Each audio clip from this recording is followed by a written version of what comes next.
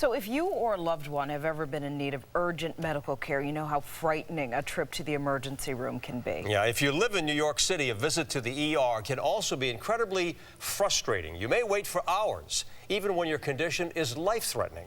So in a special Fox 5 investigation, reporter Joel Waldman finds more than ever before, the city's ERs are under siege.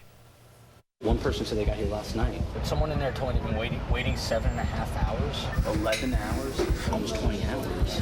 Do you feel like your daughter's life was in jeopardy because of the wait? Yes, yes. Islin Polynice is probably right. Her diabetic daughter Janace's blood sugar had spiked to dangerously high levels on the Wednesday night we found them waiting for hours inside the packed emergency waiting room at prestigious Columbia Presbyterian Hospital. And they weren't the only ones sitting around. How long you been here? Been here 4 hours? You have? And while we went in undercover to see what really goes on in the city's ERs, it didn't take long for the patients we met to share their stories. I came here last night, 3 o'clock in the afternoon. I didn't sit till 2 o'clock in the morning. You were here for 11 hours?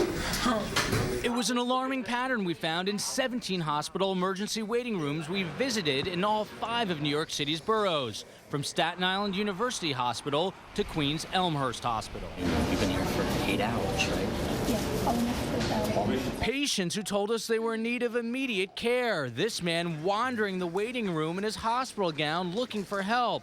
Patients said they were forced to wait 5, 10, 15, even 24.5 hours just to get seen by a doctor. We was there from 1 o'clock until 9 o'clock and still nothing wasn't done. We visited 17 ERs over a 3-week period in October, again and again, just to make sure the long wait times we witnessed were not isolated incidents. The minimum is going to be at least 5 hours. We went in with hidden cameras to get the most honest reaction we could. What's going on? And since we knew there was already a logjam, we made sure never to get in the way at any of the hospitals we went to. We simply sat in the ER waiting rooms, sometimes for hours and hours. Yeah, she's been vomiting. The frustration was not only felt by the patients. NYPD officers and security guards usually opened up to us, talking about how bad the ER wait times really were. Some even told us it personally affected them. People can wait hours and hours. And sometimes people get so mad they storm out. The staff might say certain things crazy to them. Officer, get these, you know. They want us to be the boogeyman. Back at Columbia's waiting room, Janesa, whose mother said she was suffering from that diabetic attack, was still slumped in her wheelchair in the corner, given just a pink bucket on the ground to throw up into. She was already forced to wait in this condition for more than 5 hours and was just told it could be 5 more. Her mother couldn't take it anymore. She is not okay. She's not okay. She is diabetic. She diabetic? She is, I told her. And nobody come on to see her? Nobody do nothing. So why are so many patients suffering when it comes to ER wait times? Well, this is one big reason. St. Vincent's Hospital right here in Greenwich Village. It shut its doors just last year along with Harlem's North General Hospital. And in fact, since 2007, 7 hospitals have shut down. St. Vincent's had handled more than 60,000 ER visits a year, while Harlem's North General ER had recorded 36,000 annual visits. Those 96,000 visitors must now find somewhere else to go. Every time you have a closure, it creates a problem someplace else. This is the classical balloon. You squeeze it here, it pops up over here. And Kenneth Rasky should know. He's the CEO of the Greater New York Hospital Association. Rasky told us the wounded economy is the single biggest reason behind these extremely long ER wait times. The people, first of all, more become uninsured because they lose their jobs. So they're using the hospitals as their primary care delivery system. Meaning a lot of the 1.2 million uninsured New Yorkers are using the hospital ER like it's their own doctor's office. 3 days later, we checked back in with Janesa, suffering from that diabetic attack. After waiting more than 10 hours at Columbia, she and her mom got fed up. She said, Mommy, I'm going to pass out. Are you going to let me die in here? It was so bad, Janesa wound up here in the intensive care unit at St. Luke's Roosevelt Hospital. Next time, am I going to run to the hospital that I'm used to going to, or am I just going to go out of my way to come down here instead, where I immediately get taken care of? While Janesa made it out of the ER waiting room alive, back in June 2008, another local woman was not so lucky. This YouTube video shows 49-year-old Esmond Green dead on the psychiatric ER waiting room floor at Kings County Hospital. Her lawyers say she had waited 24 hours for treatment. This shocking surveillance video shows hospital staff stopping to stare at Esmond without helping. She lay dead on the floor for an hour. How long have you been waiting for? This morning. No, from about 1 o'clock. 1 o'clock, whatever. It was bright daylight and now it's nighttime. Debiana was suffering from fainting spells and says she made it in just before the hospital announced it could no longer accept patients that evening, turning people away at the door. This is a mess.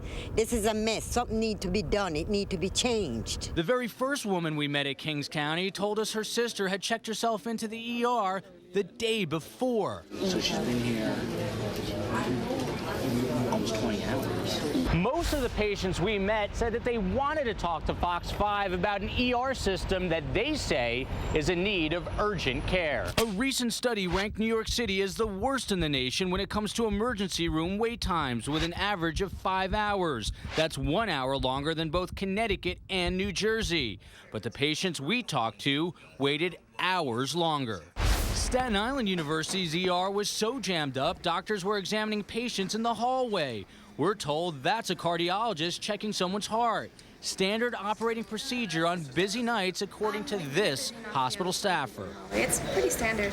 We shared our findings with New York City Councilman James Otto. He represents Staten Island, and he's personally dealt with waiting long hours at its hospital's ERs. I've lived it. I've lived it with my father. I've been in the emergency room at Staten Island University on half a dozen occasions, and I've seen the gurneys lined up. But what do you do about ER overcrowding and cutting down those potentially life-threatening ER wait times? Is there a universe of people who are coming to the hospital so frequently that they're clogging the system, and is there a way of diverting them and getting them different type of care so they don't clog up the system? There was no solution that could come soon enough for this young woman at Bronx's Lincoln Hospital. She says she had already waited 6 hours with pregnancy complications. They actually told me to sit out here and just wait. I'm high risk, I'm also asthmatic, and for them it's like I'm not a priority. The experience of waiting in the emergency room is as painful as the underlying cause that brings you to the emergency room. I mean, it truly is painful. Now, we called all the hospitals mentioned in our story. None wanted to speak to us on camera. But what we were told is more and more hospitals are trying to build up their outpatient clinics so patients can go there instead of ERs for less serious problems. Healthcare experts say privately run urgent care centers are also another great alternative to the ER. But with somewhere between 6 and 10 New York hospitals currently on financial life support, do not expect the problem of ER overcrowding to get much better anytime soon. Overwhelming. Absolutely. So, Joel, got to ask you, the president signed into law his health care reform legislation over a year and a half ago. Did this have any effect at all on the problem here? Well, it probably will, Darian Ernie. There are two schools of thought on Obamacare and its impact on ER wait times. Since more people are supposed to be insured, some experts think more patients will go to their primary care physicians before the ER, therefore cutting down on wait times. But that might not be the reality. A recent survey showed that after the state of Massachusetts mandated health insurance for all of its citizens, visits to the already overcrowded ERs jumped 7% in just 2 years. And one thing all experts can agree on is that solving ER overcrowding is way more complicated than just getting more people insured. Coverage is just the first step, but you're still going to need enough doctors to see the patients, and they must have room on their schedules for last-minute appointments, sometimes at very inconvenient hours, to even begin to cut down some of the overloading on emergency rooms. Meanwhile, if you've got a story tip for us, please drop us a line at 1-877 tell Fox 5. What a story. Huge problem, Joel. Maybe we'll see some follow-up reports I think as we're well. going to definitely try to get out there and see what we can dig up. The video is so telling. Yes. Joel, thank you.